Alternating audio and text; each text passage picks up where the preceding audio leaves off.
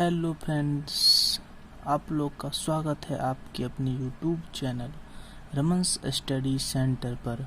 चलिए आज आपके लिए हम एक नई वीडियो लेकर आए हैं जिसमें भारतीय संविधान के अनुसूचियां को याद करेंगे, जिसके लिए एक बहुत ही शानदार ट्रिक लेकर आए हैं।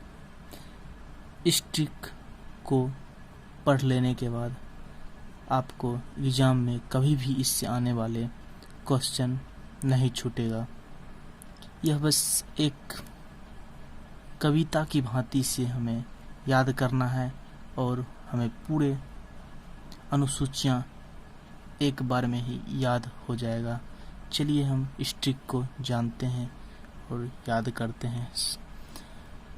आरपीएस ने सीटों के लिए एससी और एसटी के साथ सख्ती की भाषा बोली तथा उनकी भूमि को दलदल बनाकर पंचायतों और नगरों को दे दिया। फिर से एक दो बार इसको पढ़ते हैं। क्या कहता? आरपीएस ने सीटों के लिए एससी और एसटी के साथ सख्ती की भाषा बोली तथा उनकी भूमि को दलदल बनाकर पंचायतों और नगरों को दे दिया। अब इसमें जो आपका लाल पेन से नीचे क्रॉस लगाया हुआ है वो सब आपकी अनुसूचियां हैं। टोटल 12 अनुसूचियां, और जो गाढ़ा किया गया है जैसे आरपीएस, सीटों, एससी एसटी, शक्ति, भाषा, भूमि, दलदल, पंचायतों, नगरों। अब इससे आप याद कर सकते हैं। आरपीएस मतलब कुछ नाम से भी याद कर सकते हैं, जैसे राम प्रवेश सिंह, राम प्रसाद सिंह, कुछ भी आप अपने हिसाब से कुछ भी नाम याद करने के लिए रख सकते हैं। चलिए अब हम फर्स्ट अनुसूची में क्या है, किस चीज़ का जिक्र किया गया है उसके बारे में जानते हैं।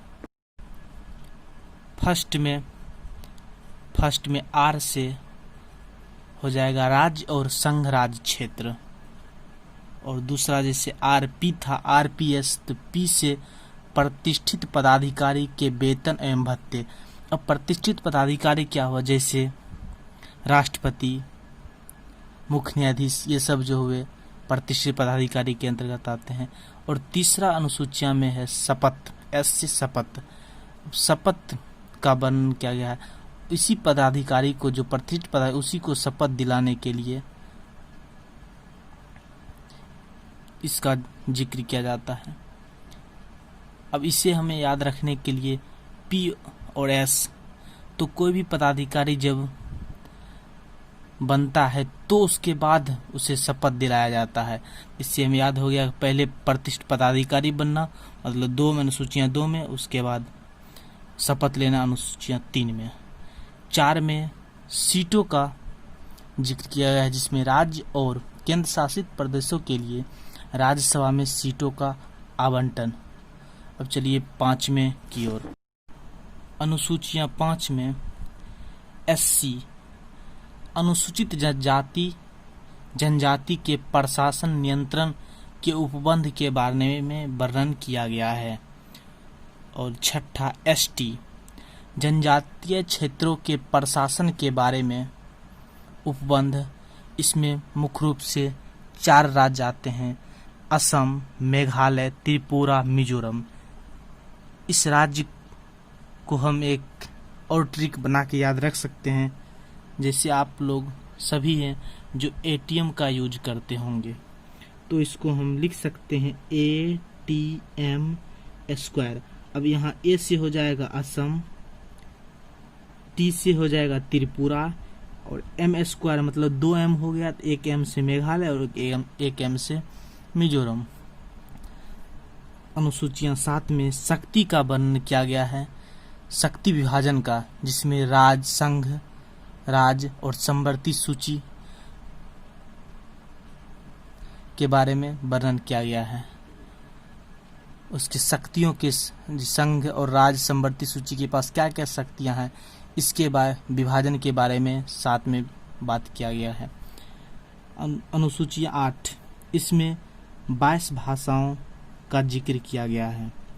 अब चलते हैं 9 की तरफ। अनुसूची 9 का संबंध भूमि सुधार से है।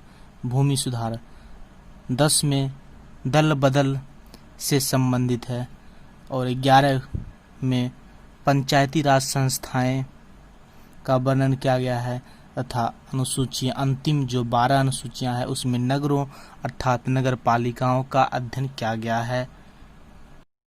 चलिए अब फिर हम एक बार ट्रिक को देख लेते हैं। आरपीएस ने सीटों के लिए एससी और एसटी के साथ शक्ति की भाषा बोली तथा उनकी भूमि को दलदल बनाकर पंचायतों और नगरों के दे दिया।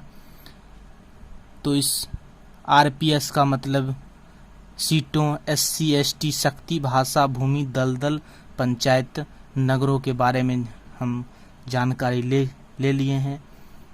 अब हमें उम्मीद है कि आप लोग को अनुसूचियों में कभी भी कोई दिक्कत नहीं होगा।